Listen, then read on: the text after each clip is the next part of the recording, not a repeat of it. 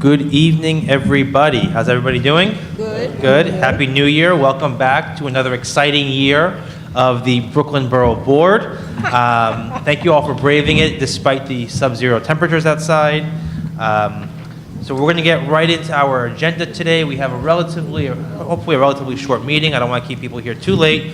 So we're going to begin right away by taking our roll call. Start with community boards. Community Board 1. Here. Community Board 2. Here. Community Board 3. Community Board 4. Community Board 5. Community Board 6. Community Board 7. Community Board 8. Here. Community Board 9. Here. Community Board 10. Here. Community Board 11. Here. Community Board 12. Here. Community Board 13. Here. Community Board 14. Here. Community Board 15. Here. Community Board 16. Here. Community Board 17. Community Board 18. Councilmember Barron. Councilmember Cornegie. Councilmember Cumbo. Here. Councilmember Deutsch. Councilmember Espinal. Councilmember Eugene. Councilmember Gentili. Here. Councilmember Greenfield. Here. Councilmember Lander. Councilmember Levin. Councilmember Mizell. Councilmember Mealy. Here. Councilmember Menchaca. Councilmember Reynoso. Here. Councilmember Traeger. Councilmember Williams. And Borough President is here. Okay, great. We have a quorum. So tonight's agenda, we have a couple of presentations. First, a presentation by the New York City Department of Education's Office of Family and Community Engagement. Then we have a presentation by Fan for Kids, a nonprofit organization that teaches fitness and nutrition to elementary school children. Next, we have a discussion and vote on the resolution in support of the long-term care ombudsman program, followed by a resolution in support of smoke-free housing. I know when you came in, you should have gotten copies of the December minutes. I know we owe you the November minutes. It was an incredibly long meeting, and we had some technical difficulties with the video, so they're like 95% done. We will have November minutes for approval at the February Borough Board meeting. I'm sorry it's taken so long. With the holidays and the technical difficulties, we just couldn't get to it in time. So everyone has a copy of the December minutes. If you've had a chance to review them, if you need some more time, I'll give you a minute now. I know they were pretty lengthy. Does anyone have any corrections to make on the December 2015 Borough Board minutes? Is there a motion to adopt the minutes from our December 2015 Borough Board meeting? Motion's made by Teresa. A second? We have a second. All in favor? Any opposed? Any abstentions? One abstention? Okay.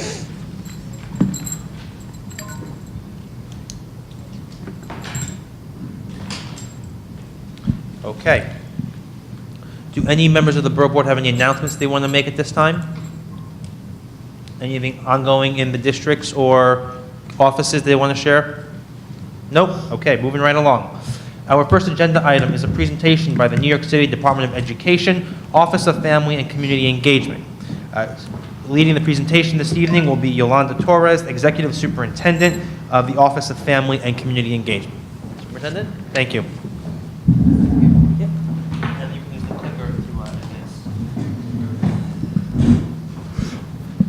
Hi, good evening, everyone. And Happy New Year. Thank you for inviting us to this meeting. As the gentleman said, I am Yolanda Torres, and I am the Executive Superintendent for the Division of Family and Community Engagement, also known as FACE, at the Department of Education. And I am joined here by our Executive Director, Jesse Mojica, who is the Executive Director for the Parent Leadership. So we would like to share with you where we are in terms of what we've done and what FACE is all about. So the first slide, and by the way, as the educator that I am, I want my students to pay attention to my presentation, and we will give you a copy of the presentation after we have shared with you the information. So as you can see, the framework for great schools, it's a color-coded of a variety of components, and the green is about trust. And trust is a small word, but indicates a lot in terms of that it's about relationships, it's about developing relationships amongst families, amongst the Department of Education, but really coming together as a partnership. So trust is a word that we do not use very loosely, but it's an essential component of what we want to achieve, which is ensure that every child, every family is successful. In addition to that, we also have strengthening community ties, as well as a collaboration with teachers, parents and teachers working together. We also have ensuring that the school environment is a positive, welcoming, nurturing environment, as well as ensuring that everyone understands their role in student achievement, and we consider this, a bullseye. So the commitment is that we work collaboratively with the families, with parents, educators, school communities, as well, and external stakeholders to improve student achievement and ensure that every child graduates college and career ready. And I would like to share with you that we're going to have a citywide College Awareness Day, which will be on January 27th, where we expect every single staff member in the Department of Education citywide to dress up with their favorite college sweatshirt and talk to the children about what college means to them or what it has meant and so on, because we want to ensure that the children understand that they do have a right to attend college and to get the information early on from pre-K all the way through 12. Next one. So the same way that I shared with you the framework for great schools, we as a community, the Department of Education, as well as the Division for Family and Community Engagement, we came up with our own mission statement based on the framework for great schools. So we foster student achievement by strengthening partnerships between families and educators, and through leadership opportunities, training, and resources, we aim for every parent to build their voice as they support and advocate for the educational success of their children. We want, as we are visiting parent constituencies, as we're providing trainings for parents, trainings for staff members, and so on, we want to ensure that everyone has a voice in this process, because we want to ensure that it's a community voice that is really exercising right and also exercising important information and input in the success of every child. So we are extremely committed to the following. A robust parent leadership. You're going to see in a moment what we mean by that in terms of developing the skill sets for our parents, also providing them with customized services that will really help them succeed as parents and also as leaders. Development trainings for staff and parents, greater outreach and engagement partnerships, as well as the integration of family engagement with all the framework elements. So one of the things that we did together, I've been the executive superintendent for the past 4 months. I do have my educational background. I've been an educator for the past 39 years, and as a teacher and then as a community superintendent, the chancellor has given me this great responsibility to really have serious conversations with the members of the Division of FACE to see how we can then reorganize and restructure and really ensure that we are going out into the community and listening to our parents. So with that said, we came up with this new structure where we have identified 3 different buckets.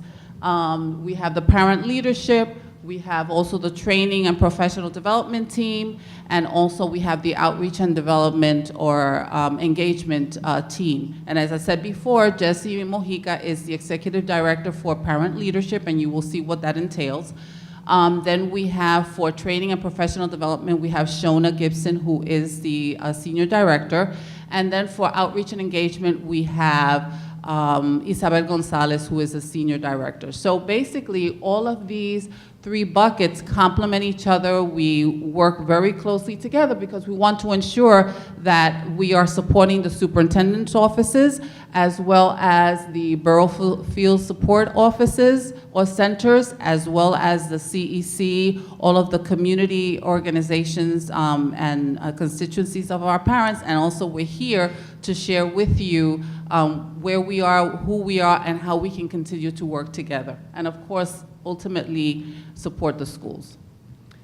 So here you have a description of the key work streams for each and every one of the teams. Under the parent leadership, we have engagement, technical support, and compliance that we provide to all of the community education council groups, all of the parent president's councils.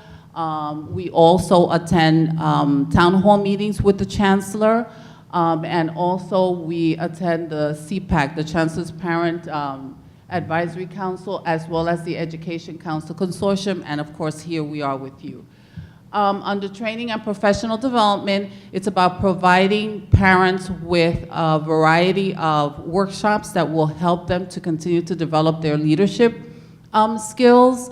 As the CEC presidents also, they also need support in terms of how to really bring their team members together, how to also deal with escalation. So we're providing them with all those skill sets. We also provide borough-wide trainings for parent coordinators, which are the first point of contact at the school level. And we're also providing workshops, citywide workshops, to the coordinators at the superintendent level, which are the family support person, family leadership coordinator, formerly known as district family advocate, and also the new position, which is the family support coordinator, who is the front-facing person who helps troubleshoot with any type of situations that the parents might encounter. We also provide support to the parent associations or the parent-teacher association, as well as the school leadership teams and district leadership teams. We have also provided a variety of workshops and conferences that we will be sharing with you in a moment. And then we have the third outreach and engagement team, which we are, it's very important for us to also provide our families and also our staff members with up-to-date information in terms of what we're doing, what are the different initiatives that we have, newsletters for parent coordinators, making them aware of the different workshops that are provided to them, and also ensuring that the communication is twofold, or that it's a two-way communication, any questions that they have, so that we're able then to provide them with the support. In addition to that, we're also looking at focus groups of parents. One of the things that we have noticed as we go around the city and with our listening tours is that there is a higher percentage of grandparents taking care of their grandchildren. So we are in the process also of organizing an advisory group. We did have an initial kickoff activity at the Bank Street College bookstore, where we had a variety of grandparents with us. First of all, sharing with them the importance of literacy, but also hearing from them what are their challenges, in terms of now having the responsibility of taking care of their grandchildren. Next. So under parent leadership, you can see that the support structures that we have in place, we work with 32 community education councils, 4 citywide education councils, the CCELL, CHS, which is a high school council. We also have the special ed council and also the District 75 council. So we have assigned liaisons under the direction and supervision of Jesse Mojica, where they attend these monthly meetings. And I would say that we're close to like 85 meetings that we have had our liaisons visit on a regular basis. President's councils, also there's 32 district councils, 5 borough high school councils, and also the District 75 council. And as I mentioned before, the Chancellor's Parent Advisory Council, CPAC, meets on a monthly basis at Tweed, and we're always there sharing with them updates from FACE, but also our chancellor has perfect attendance when it comes to CPAC. She's there also sharing with them, you know, the latest novelties in our system, but also opening it up to any questions that they may have. And then, of course, we have the Education Council Consortium, which we meet with on Saturdays, right? And they also share with us, we meet before, just they can share with us what are some of their agenda items and so on, and the chancellor's always there as well. And of course, now with you that we have started, this is our first meeting with the community board. In terms of the goals and the status, well, you know, it's really to provide, you know, support to all of the education councils, and as I said before, look at the number of councils that we have visited, but also it's about visiting, you know, the councils with the chancellor. The chancellor, when she conducts the town hall meetings, she just wants to open up the meeting so that parents can feel that they have the opportunity to really have a conversation with her. And she tries to answer as many questions as possible, and the ones that she is unable to do so within the time frame of an hour, we ensure that we receive cards from the parents so that we can then provide them with answers within a timely fashion. And in addition to that, I think that some of you attended our October 24th Parent Leader Conference at Tweed, where we had the Deputy Chancellors presenting on a variety of topics. So we really want to ensure that everyone is engaged in learning together and collaborating with each other.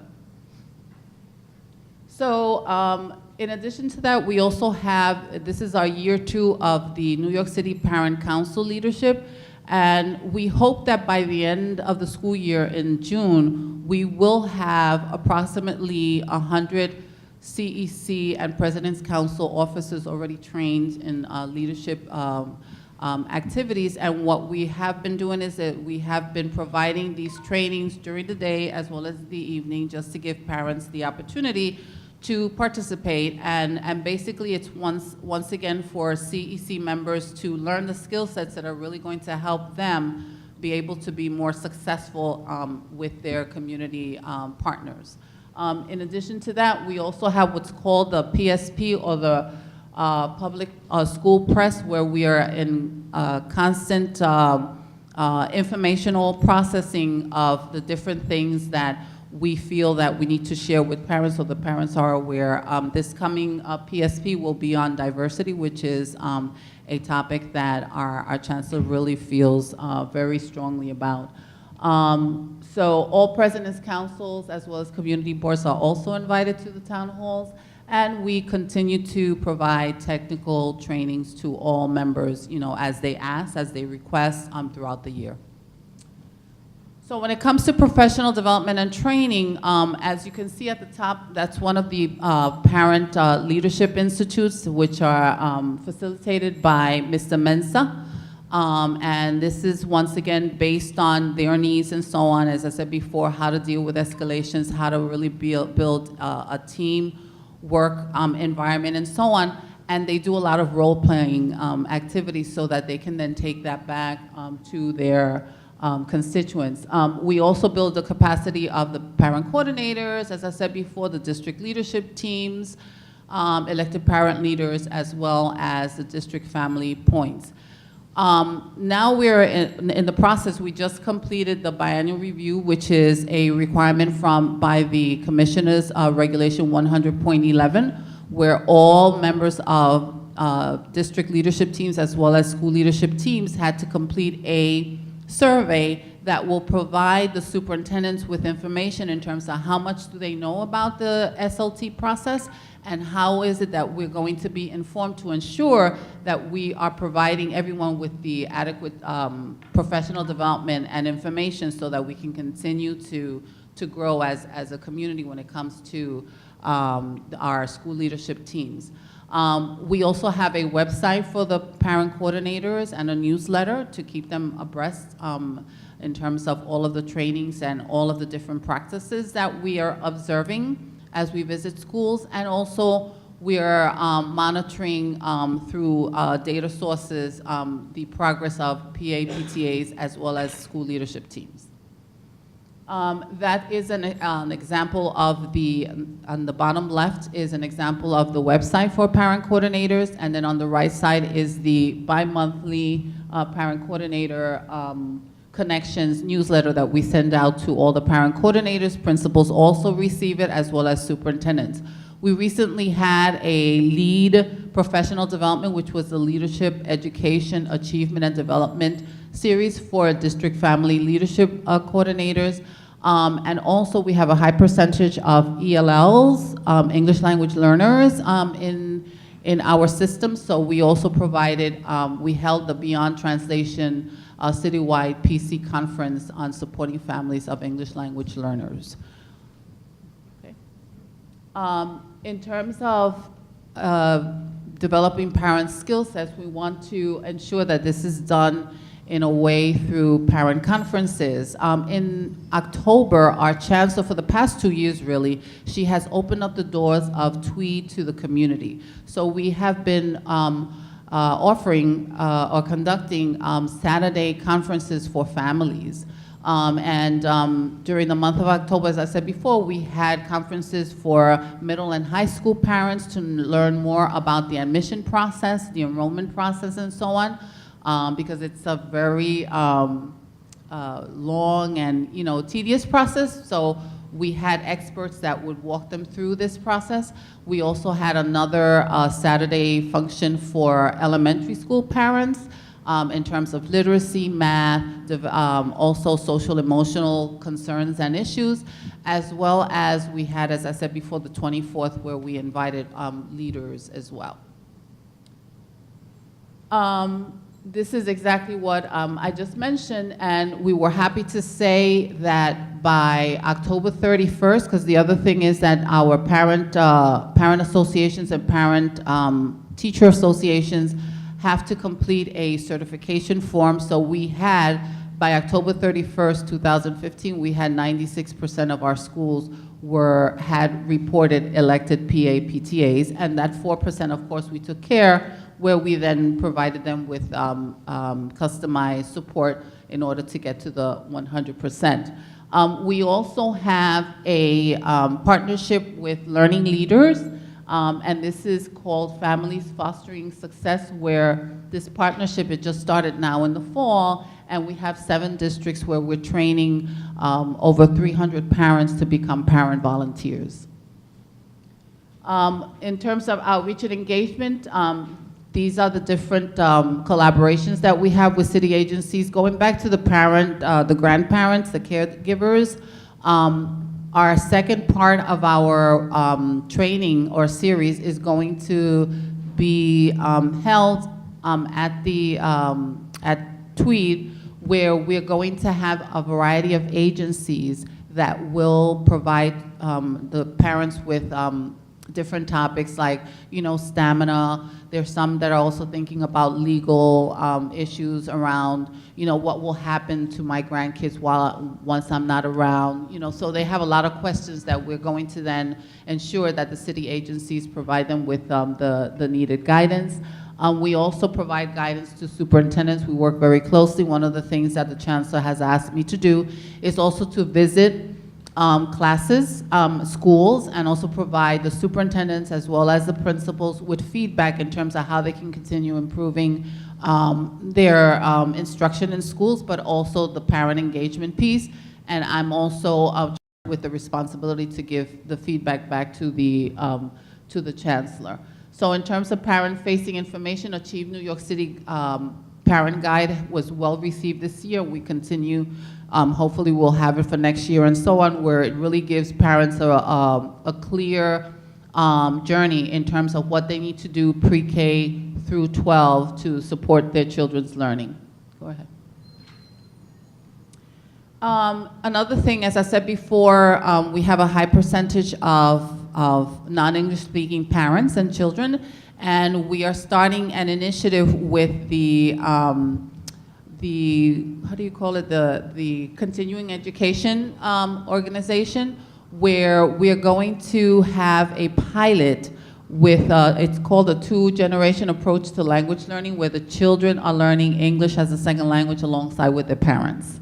And we are really looking forward to this partnership. And also FACE Lab, a project-based learning activity where the parents are going to learn STEM A, okay, through experiential learning with their children. And then, as I said before, the Parent Talk series, which is the grandparents piece and so on. And we're looking forward to other initiatives as well as we continue with the listening tours in our visits. So for next year, we're looking at updating the Achieve New York City Parent Guide 2016-17. We're adding more at-home strategies so that parents can continue to practice learning strategies for literacy and math, which are a concern to them, that they can practice at home with their children.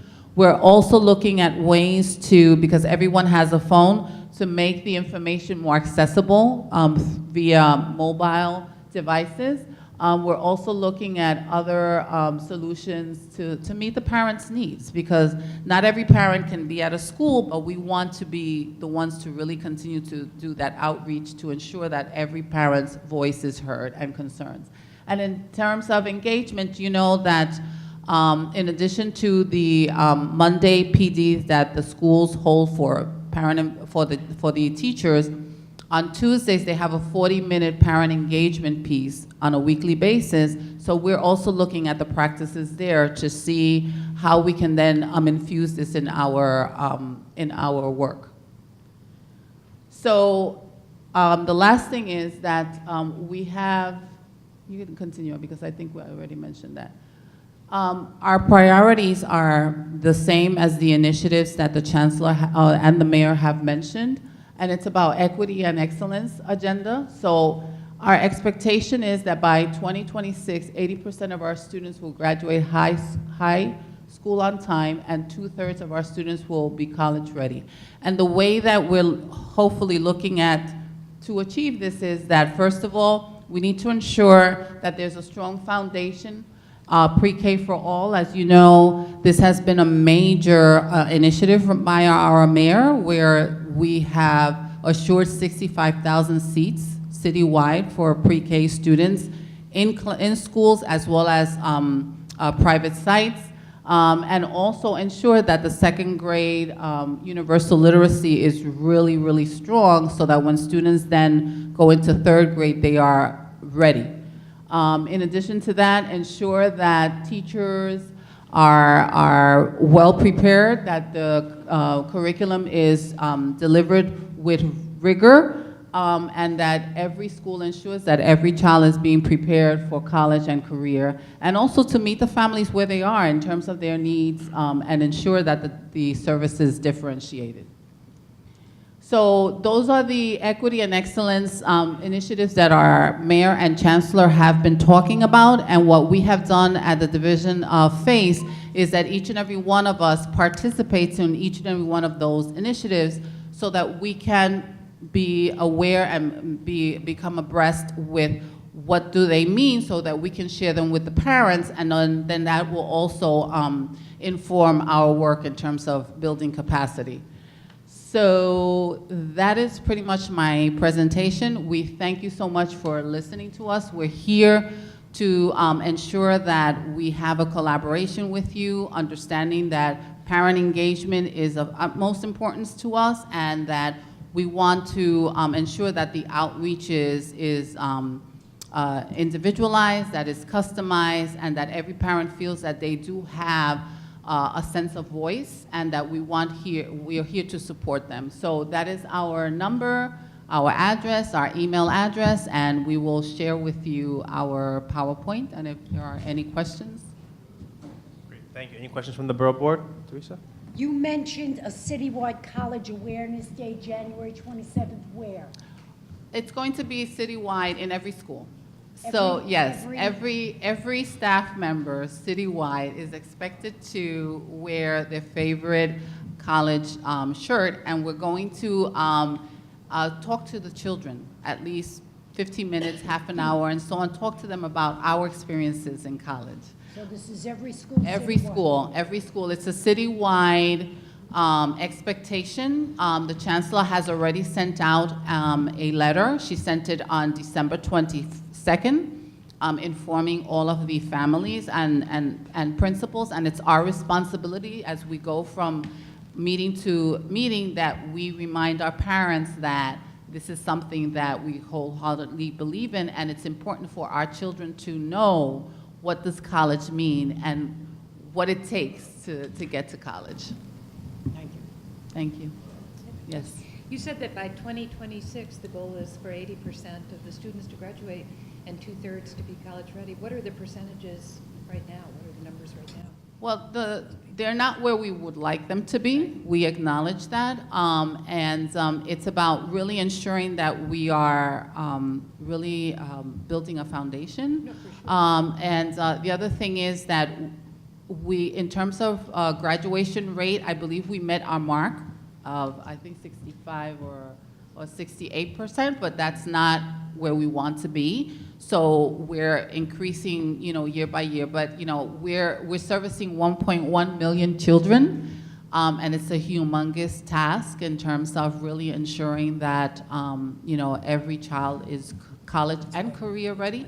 And it takes a lot in terms of teacher professional development, but it's something that we are really taking very seriously, and that's why this communication is so important, and the conversations also with our parents, understanding that they're the first teachers of their children, and that it's a collaboration, that it's not only us at the school level, but also the parents understanding what we're doing with their children and how we can then support them so that they can learn with us and also learn with their children.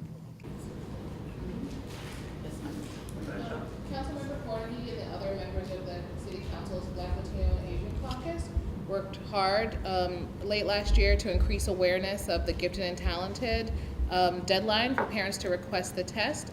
At what point in the year can we get stats on what number of parents actually requested the test by school district so that we can know if those outreach efforts were effective? Okay, so this is something that we will take note of, and we will get back to you.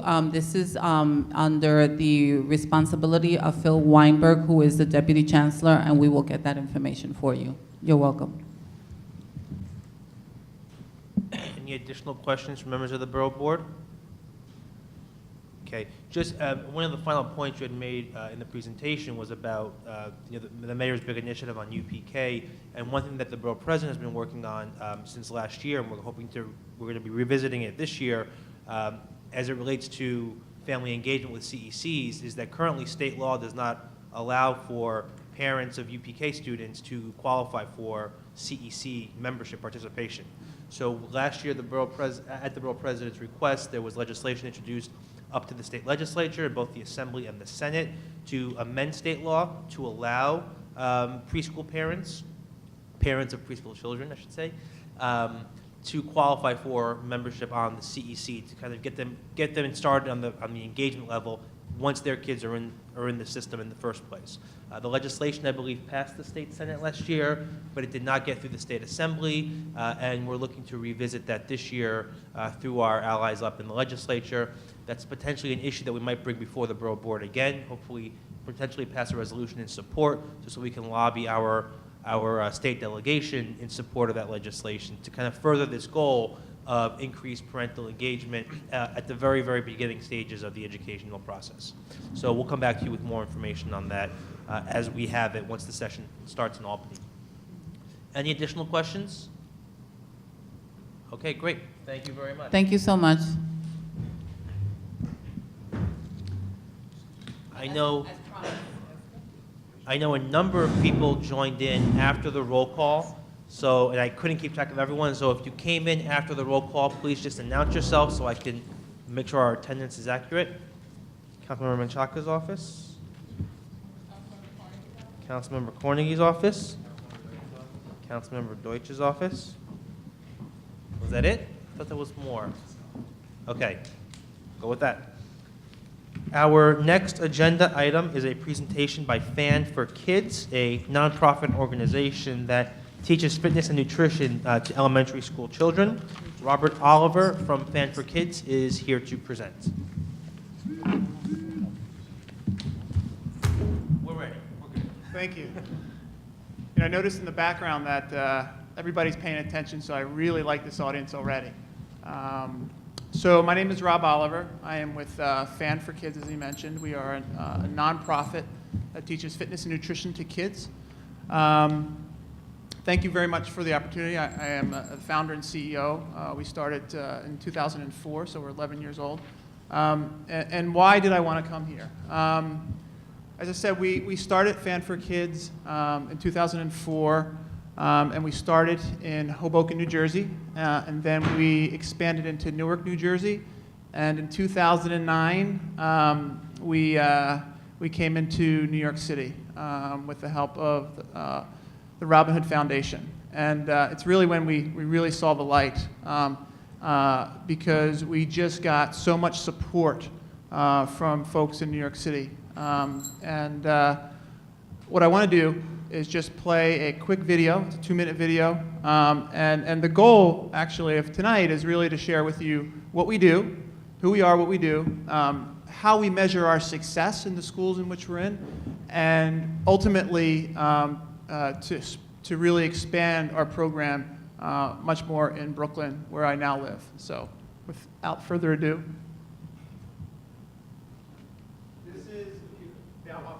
this is the principal from PS 69, one of our schools, actually our first school in the Bronx from 2009, where we still teach.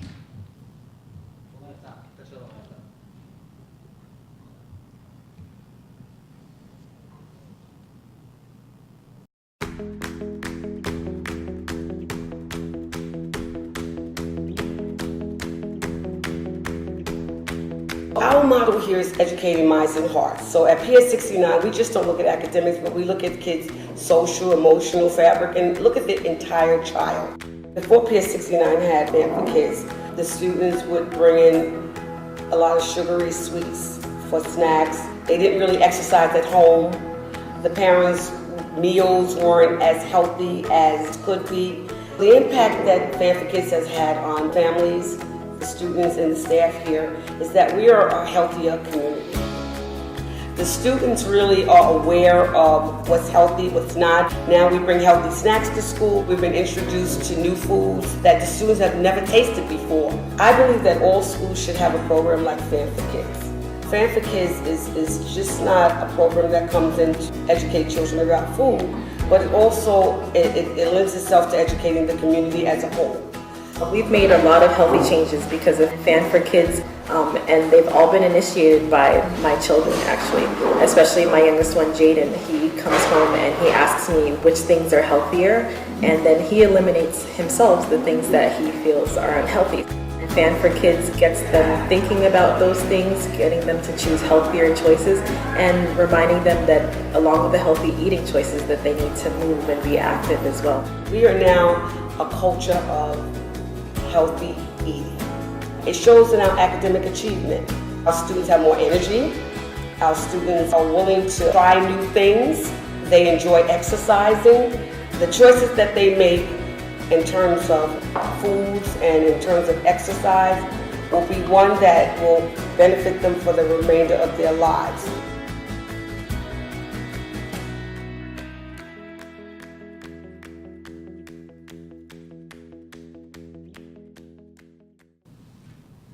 So that was the principal and a parent coordinator from PS 69, which really is better than me telling you or showing you slides, so I figured I'd start with that, but unfortunately I have to do at least a few slides.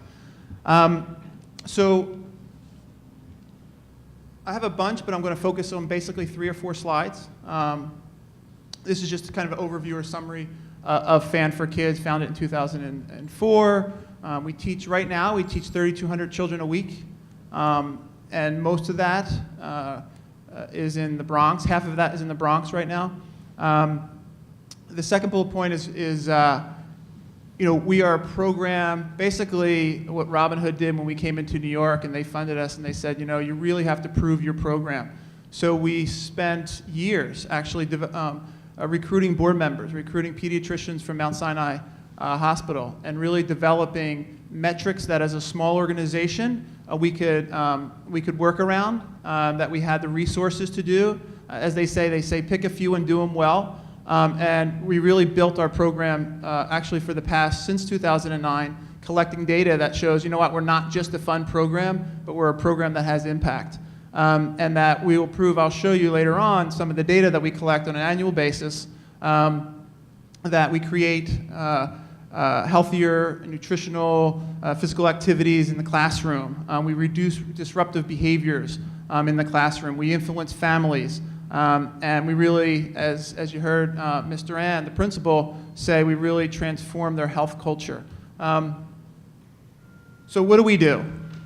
This is the fun part. I'm going to use PS 69 as the example of what we do. At PS 69, we teach there 3 days a week. We start in September and we end in June. So our teacher is there Tuesday, Wednesday, and Thursday, and has been since 2009 for 3 days a week.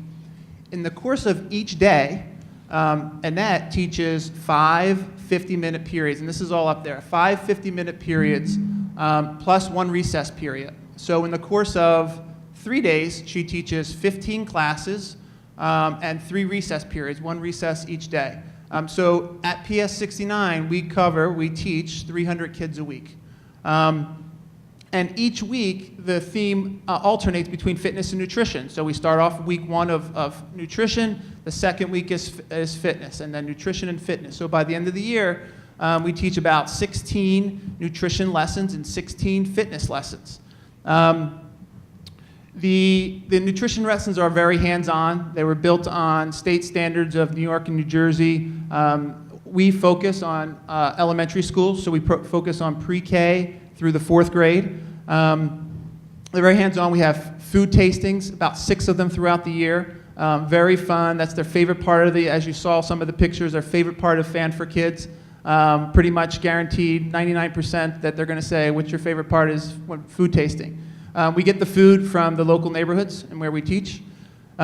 Fitness lessons are very physically active. I mean, the goal, when I bring someone if any of you come and see a Fan for Kids fitness class, the goal is to say, wow, that's the most active I've ever seen a fitness class in school. We also teach muscles, and so a first grader will know where their gluteus is. They may just say glute, but they're going to know where it is, and they're going to know how we can activate that muscle. It's pretty cool. Running, jumping, what it's used for. And recess.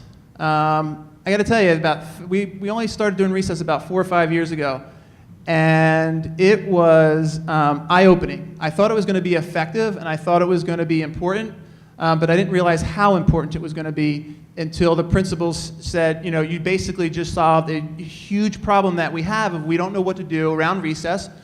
We don't know. Kids come in after recess or before recess, and all kinds of problems are happening.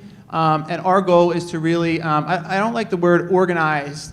It says organized play. I'm looking for another word if anybody has any suggestions, but it's organized chaos. It's like, let's go out, let's be very active. Let's have every child want to engage in something outside for that short period of time. And we do try to push that outside activity as much as possible. And last year, we actually were driven to do fun indoor stuff, given the weather of last year. It was really, we have a wonderful indoor recess as well, but we really try to make sure that the kids get, the 15, 20 minutes of activity. I'll wait for that story that I just thought of. So that's really the core of what we do. We spend our time we have 8 schools in the Bronx right now. We have teachers, and I have the list of the schools that we're in and the number of days that we're in that we're teaching at the end of the presentation. But we are focused on educating children in the classroom. That's the basis. That's the concept that I thought of with another one of our board members in 2003 when I was looking to change my career and figuring out what I wanted to do. I wanted to be involved in education, but this fitness and nutrition thing was my passion. And so that's the core of what we do. However, the basis of what the concept was always, okay, let's get these children excited about this fitness and nutrition, and that pushes the agenda to the home. So when they have a food tasting, they take the sheet home and said, You know, I had hummus today. I had broccoli and I dipped it in that hummus. I've tried all these different types of foods, and they're really excited about eating healthy. And I've heard great stories, and I'll mention some later as we go, but I'm just going to get through what we do, and then I'll pause there if anybody has any questions about what we do. The second piece is parent involvement. We host 2 family fitness days. Again, another development over the past 4 or 5 years, as we used to call them, these parent workshops, and parents aren't looking to come to school for another reason. But when we branded it as Family Fitness Day, and it just turned into an awesome fitness party. Beginning of the year, end of the year, show them that they're here for fun, for educational purposes, that coming to school can be a family event. And it's a huge success at all of our schools. So we do one in the beginning of the year, the end of the year, and that's how we kind of get their interest to entertain coming to the 4 other, what we call parent workshops, in the middle of the year, in the cold winter months. Schools are supposed to have a wellness committee. If they don't, we push that agenda. If they do, we join that agenda. We've had great success in principals saying this is a junk-free school zone, and sending out flyers to their parents and saying you can't bring in colored drinks, or you can't bring in Doritos and things like that. So that's been an awesome piece of really being able to engage the parents. And community mobilization, as I call it. You know, that's why I'm here. We've had great success. Robin Hood got us into the Bronx and New Jersey. In New York, and soon after that, we had CSX, the train company that comes through the Bronx, helping us out in the Bronx, and Coca-Cola joined that fray. Aetna joined, Walmart joined last year of supporting our programs purely in New York. Like I said, when we first came in, it seemed as if anybody I spoke with was very, very interested in helping or leading us to the water, as they say. You know, if someone says this organization is interested, you should partner with that organization, you can be sure I check that out. And the last thing this year is very interesting, is we're working with every local bodega at one of our school sites, where I know I've been to many a health meetings in the past 5 years, where the bodegas, and they can't put they got to put the healthy food in the back because it doesn't sell. Well, we're working with each bodega that's in our elementary school and putting up just a little sign that says Fan for Kids approved, or whatever we're doing. I'm actually letting the school do it, and creating a small stand that says, let's just take some of your foods that we kind of approve, we'll put them in the stand and see if we can sell them. So that's our community mobilization. So that's the program. It's very quick. I can take questions if you want me to, if that's not clear of what we do. You said you have 8 schools in the Bronx. Any in the other boroughs, Brooklyn? We do. On page 8. I don't have page anything. Oh, okay, I'm sorry. I didn't get all right, we'll hand out. We are in only one school. That's why really I'm here. We're in one school in Brooklyn, which is PS 81. So throughout the city, 8 schools in the Bronx, 1 in Brooklyn. And 1 in Queens. And 1 in Queens. So Yes. 10 schools total. In New York. And we have about the similar amount of schools in Newark, New Jersey. When you mentioned Coca-Cola, what did they give you water? How did they help? They just give us money. And in fact, no, I troubled over that one. That was an exciting day when their first thing was a $25,000 grant. And it was like almost like that in McDonald's. And I said, I'll listen.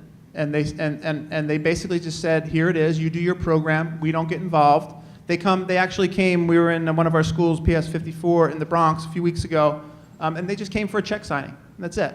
And so they let us do our thing. And it's been actually a surprisingly wonderful partnership where they let us do our thing. And because we don't say they can't have soda. We say that's it's a sometimes food. We're getting a little technical, but we promote to drink water, whether it's from the spigot, wherever. We promote water drinking. And they've been a wonderful partner for us for about 5 years. How do you recruit your schools? Great question. It was kind of easy, we went. Robin Hood got us our first 2 schools. And then we started getting city council support. So we have 8 city council members in the Bronx that support us. And I went to them and I said, which school do we go to? We're an elementary school, and share with us 2 good principals. And they get the first 2 calls, and the first one to call back if we have funding for that school. And by the way, all of our schools that we find funding for, a school can come pay for us, but that we don't really, I haven't gone after that at all, actually. 90% are free and reduced lunch. We have one school, the school in Queens, actually is less than that, but they pay about 90% of our costs. So it's really been kind of word of mouth. I mean, we're only in 8 schools. When I need to find a school, I call city council members and I say, we need schools in your district. Can you make any recommendations? So that's how it's been. Does that mean that, no, let me rephrase that. So you contacted all of the council members and you only had one from Brooklyn? So I have been contacting Brooklyn City Council members. And we actually came to Brooklyn with a partnership with another nonprofit organization, and we started working at PS 81. I do not get, at this point, and I'm hoping to change that, I do not get any financial support from Brooklyn City Council members. And so that's how, look, honestly, it's further along the pages, but the goal is to create the model that we created in the Bronx, and let's bring it to this is now in my backyard, let's bring it to Brooklyn, let's bring what we've done here into the schools here. And that's really why I'm here, is to figure out, we have the sustainable model in schools in the Bronx, and we need to have, and I've been trying for a couple of years now, as the word is getting out there, hopefully, and I'm hoping that after tonight, the word's gonna get out a little bit more. So a lot of the questions that, lead to my question were just asked, but what does it cost per school? And in order to get you into Brooklyn, do you require financial support from Brooklyn council members? I mean, I don't require support from city council members, but that's a good element of sustainability of if I have a city council member support. Every school actually pays a portion between 15 to 20% of our cost. And then I go out and try to help support that additional funding for more days of Fan for Kids in the school. So for example, at PS 157 in the Bronx, CSX gives us a large chunk of that, and I'll tell you how much it costs in a minute. We have a city council member that supports their district, and then the school pays. So that's how we support that school that we've been actually teaching there for 4 days a week for the past 3 years. So when you get your presentation on page 9, it will say that each day of Fan for Kids costs $17,000. And what I mean by that is that for the whole school year. So at PS 69 in the Bronx, we're there 3 days a week. That's 17 plus 17 plus 17 for the entire school year. For me to put an instructor there 3 days a week costs $51,000. Okay, so the Brooklyn Council delegation holds budget hearings, probably when, April? About April, where you make a presentation to all the Brooklyn Council members. They're going to want to know how much it costs per day, and, if they want to be able to fund that program, what exactly the deal is. And that's probably the most effective way, speaking as someone who spent 12 years in the Brooklyn Council delegation, to get your pitch across throughout the borough, because council members do get a pot of discretionary money. If they know what it's buying, if they understand how much it costs, they see the worthiness of the program, that's how you're likely to jump into more than 8 schools in Brooklyn. That's exactly what we did in the Bronx, by the way. We get Bronx delegation funds. We get basically all individuals committed for next year of the Bronx. So that's exactly what I'm looking to do, and I'm trying to get to the Brooklyn delegation. Well, you have representatives of half of the Brooklyn delegation sitting in the room. I'm sure if you, I don't want to volunteer anyone in particular, but if they just give you the information for how to come to the delegation and make that presentation, who chairs the delegation now?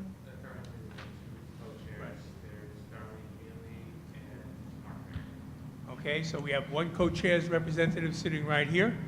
If you speak to the gentleman representing Councilwoman Mealy, who's co-chair of the delegation, I'm sure that he can hook you into that process, which is really just starting now. Yeah. I had my chat today with my folks, and we're preparing for that. So that's awesome. That's great. Another question? I'm sorry, I did miss some of the beginning. Could you nutshell it for me exactly what the $51,000 per individual for 3 days a week is covering? It covers a Fan for Kids instructor at a school teaching the whole school year long. No, I got that part. Okay. Like, I needed just nutshell breakdown, what is it that they're, so we're covering a salary, are you covering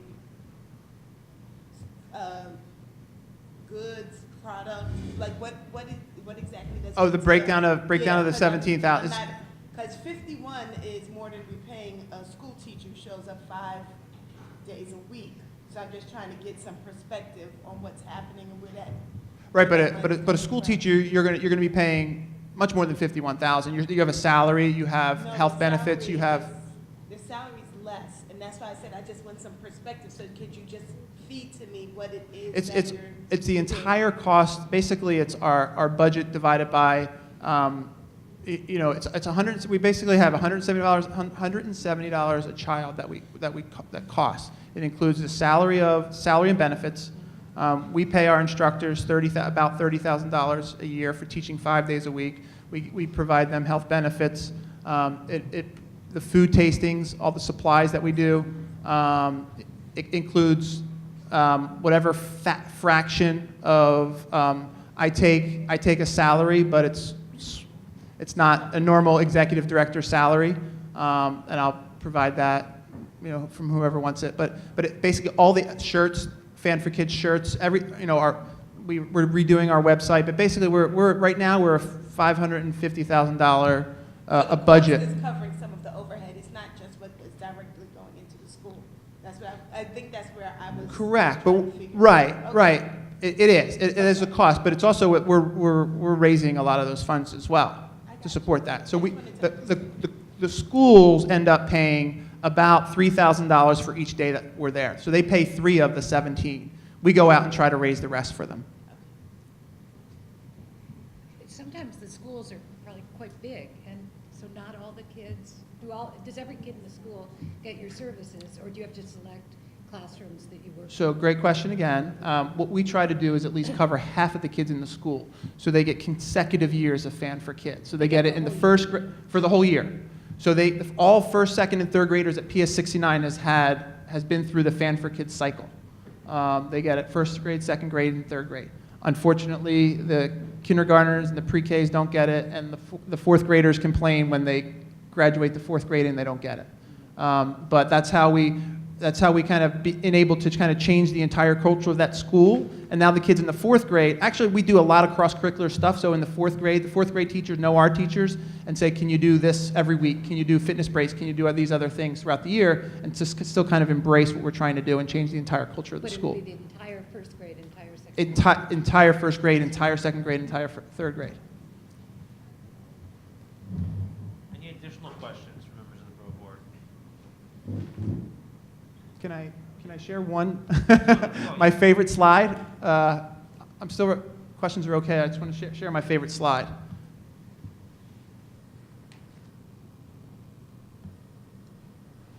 The highlights of what we've been measuring for the past 6-7 years.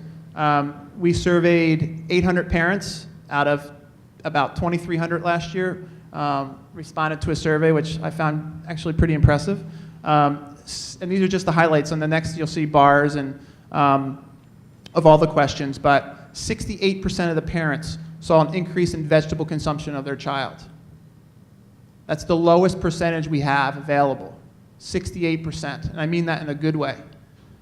80% of the parents saw an increase in physical activity in their children and their families. Fitness assessment. We do a pre and post. In fact, some of the schools ask us to help in the assessment with the requirements from the state. But we do a fitness assessment on our own, and we do a shuttle run, and we measure pre and post. And last year, of the 1,100 children we had, 1,143 children we had that were able to do pre and post, we saw a 30% increase in their performance. Recess surveys.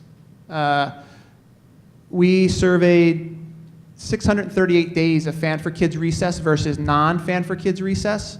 And we saw classroom disturbances. This is surveys by the teacher. So the teacher gets literally a 15, not even 15 second. There's a form, Fan for Kids recess. Please just for the next 4 weeks, just mark this off. It takes them literally 2 seconds. 3 boxes, Fan for Kids days, non-Fan for Kids days. There was a 40% reduction in disturbances when we oversaw recess. Because we go out, we play, we organize to get there. They know, they're excited about being at Fan for Kids recess, and they know that there's consequences if they don't behave to get out to Fan for Kids recesses, and they know that there's consequences if they don't come in properly. And not only that, they've been running around. So there's no layover of recess anxiety. As they come in, they're ready to learn right away. And BMI. We do a pre and post body mass index. And what's fascinating is every year, last year, we measure them, and the percentage of children who are obese or overweight in our schools, first of all, sadly, starkly sadly, and I don't know if you know the statistics, but 44% of the kids in the schools that we're in, 44% were obese or overweight. Half. I mean, I don't know, it just gave me chills again, and I say it every time. It's just wrong. We were able to reduce that by the end of the year to 39% in 1 year. And we're not a weight loss. We're not this whole New Year's resolution thing. We are. What can we do in our neighborhoods to make better choices, to be more active, and to live a healthier lifestyle? That's all we are.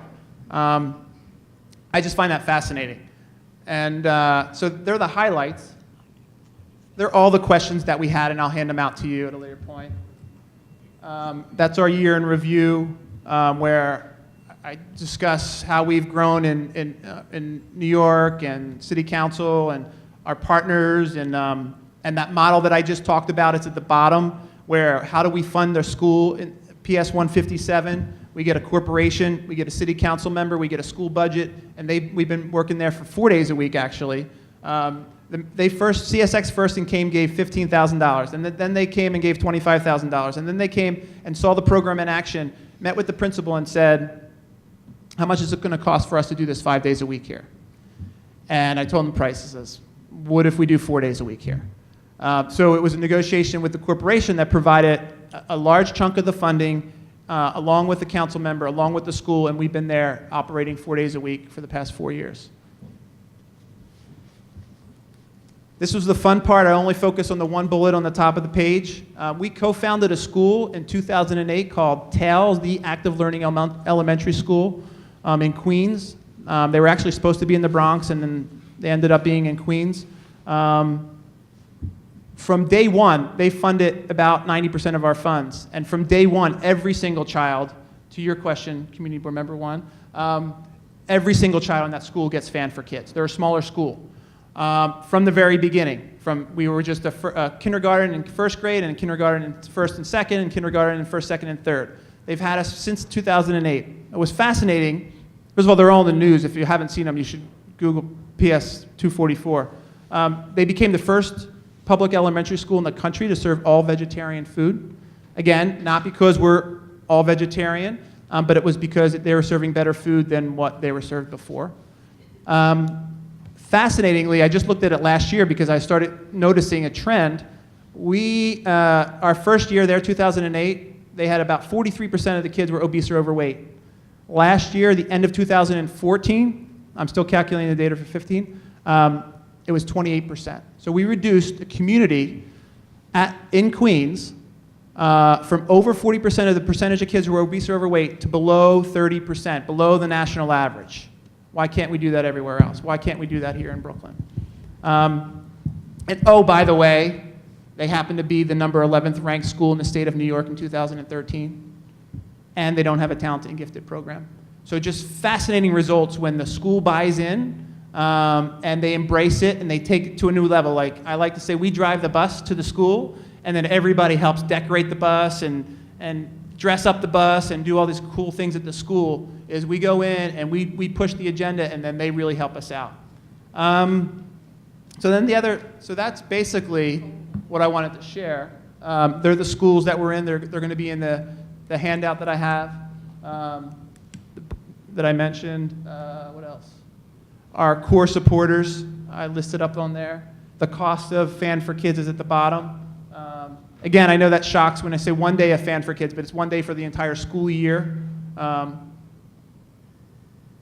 In conclusion, I have two things. One, I hope you got excited enough to really think that we really need to do something here in Brooklyn. I hope to send my kids to school here in a few years. But the coolest thing is this phone call that I got from a parent, and I'm going to end on this, was I got a call. She was working at a nonprofit, and she called for a different reason. So she kind of threw me off guard and said, hey, can you provide somebody that provide fitness to this center that I work at?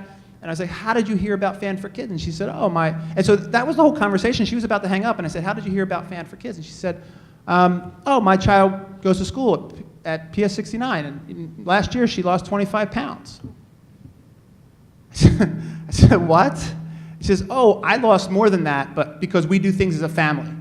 And it just gave me chills. That is what we're trying to do. That is what we're trying to embrace in the children, to go home to their parents, to buy in and change the culture of health at the school. So that beats any of my data that I think. That story, it just keeps me motivated. Anytime I get, down or I just kind of remember that story, and it motivates me to kind of come out here and share the success of Fan for Kids. So I'm open for more questions. Great, thank you very much. Any additional questions from members of the Borough Board? All right, great. Robert, like Lou said, there's about half the council delegation here, so at the end of the meeting, you can grab some folks and talk.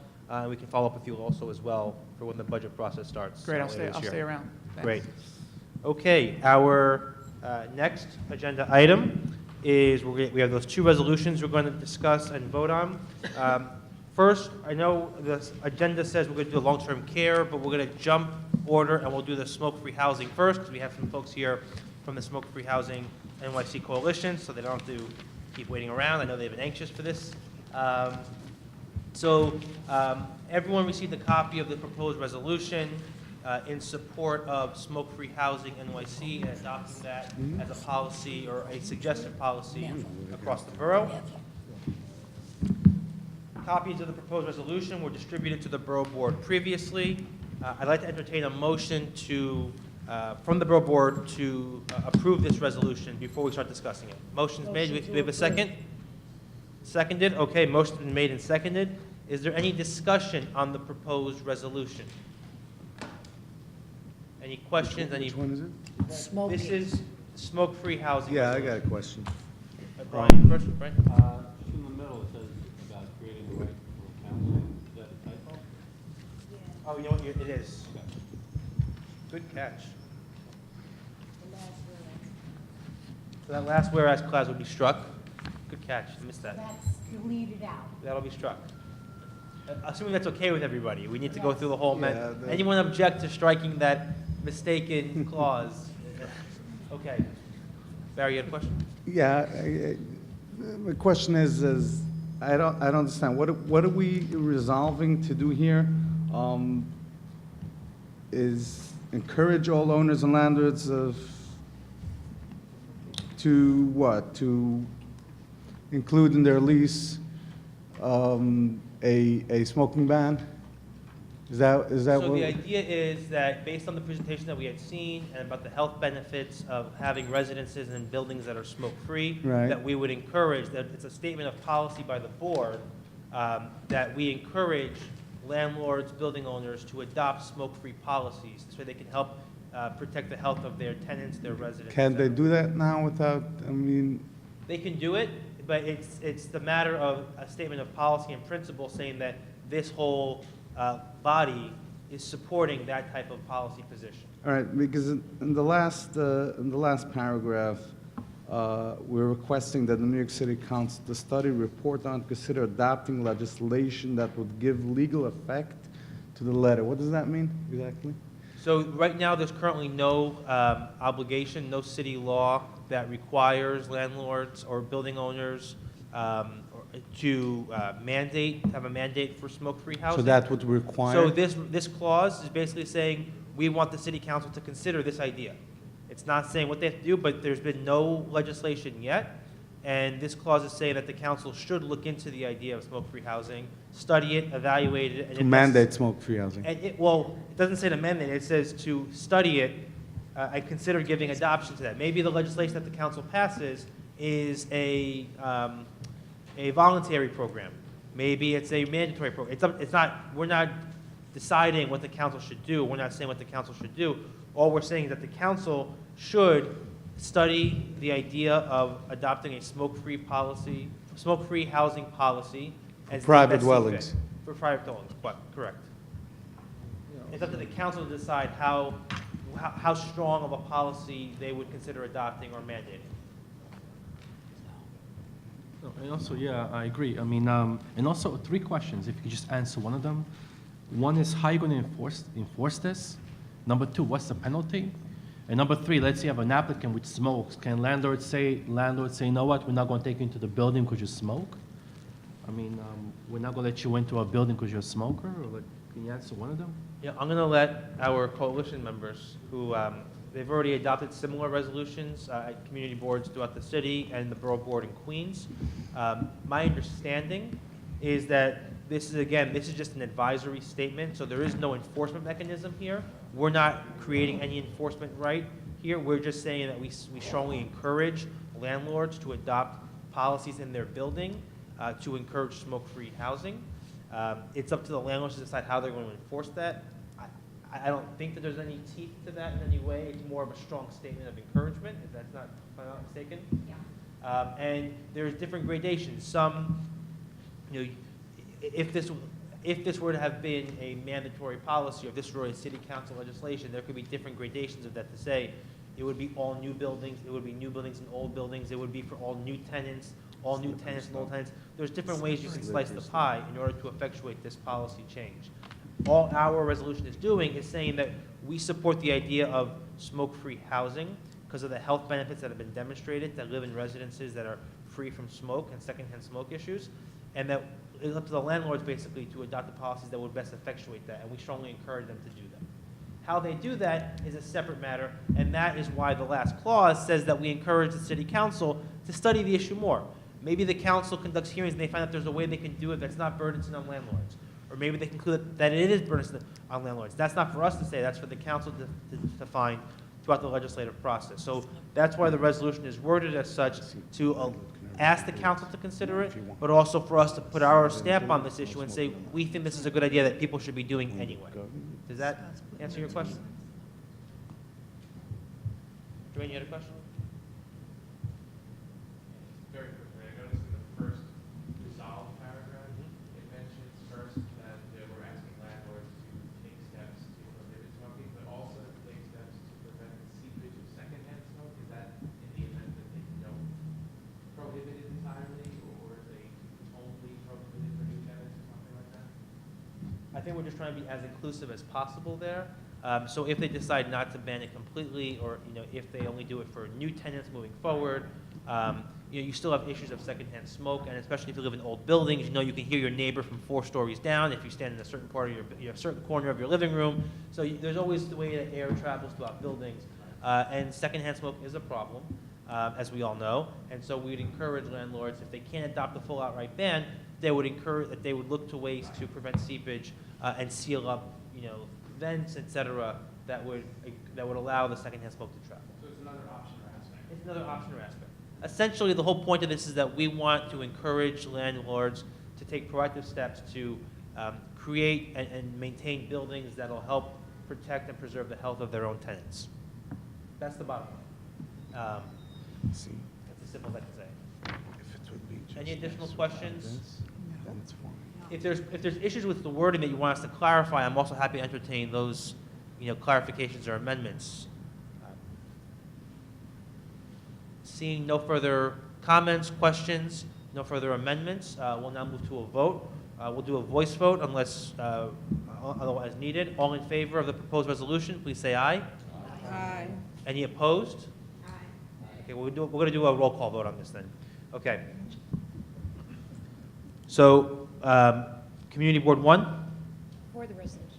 Community Board 2, Against. Oh, I'm sorry, that was, you said two, not three. No. Community Board 3, No. Community Board 4, Community Board 5, Community Board 6, Community Board 7, Community Board 8, In favor. Community Board 9, Community Board 10, Community Board 11, Yes. Community Board 12. Opposed. Sorry? Opposed. Community Board 13, Yes. Community Board 14, Community Board 15. No. I lost my track here. Next thing you're gonna tell me I can't. Community Board 16? Was that a yes? Okay. Community Board 17, Community Board 18. Councilmember Barron, Councilmember Cornegy. No. Councilmember Cumbo. Yay. Yes? Yes. Councilmember Deutsch. Yay. Councilmember Espinal. Councilmember Eugene. Councilmember Gentili. Councilmember Greenfield. Yes. Councilmember Lander. Councilmember Levin. Yes. Councilmember Mizell. Councilmember Mealy. No. Councilmember Menchaca. Yes. Councilmember Reynoso. Abstain. Councilmember Traeger. Councilmember Williams. Borough President's Office votes yes. The votes are 1, 2, 3, 4, 5, 6, 7, 8, 9, 10, 11, 12, 13, 14 in favor. The motion passes. Resolution passes. And 1, 2, 3, 4, 5, 6 noes and 2 abstentions. Okay. Next, we're going to move on to the resolution in support of funding for the long-term care ombudsman program. If you remember, this is an issue that we first came across last winter. We had a presentation, and the hope is that if this resolution passes, we would then call upon the state legislature to support increased funding for the long-term care ombudsman program, because as we heard, the program is woefully underfunded, and there are not enough ombudsmen to service the current population of seniors in Brooklyn, and that population is only expected to continue to increase in the next years to come. So I'll first entertain a motion to consider the proposed resolution, a copy of which was distributed at a previous meeting. Do I have a motion? Motion to approve. We have a second to that motion? Okay, motion has been properly made and seconded. Any comments or questions or proposed amendments to the resolution text?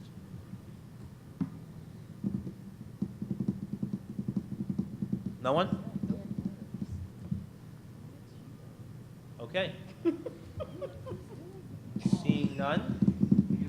Because I'm getting nervous. Nothing to be nervous about, we're all. Okay, You seeing made me no, want a cigarette. I haven't smoked in 4 years. I'm sitting here going crazy. Don't do it. Oh, Don't do it. Never, don't do it. never. You might get evicted. Then I'll go home and have a drink. Okay, all in favor of the proposed resolution, please say aye. Aye. Any opposed? Any abstentions? Okay, motion carries unanimously. Thank you, everybody. Do any members of the Borough Board have any old business to discuss? I do. You guys thought you were done, you see? Held it up my sleeve. I know a year ago we had talked about having a subcommittee look at our bylaws, update the bylaws, and we never got that off the ground because things got busy over here, and then our agenda at the Borough Board kind of got preoccupied with some other things, so we were never able to visit that.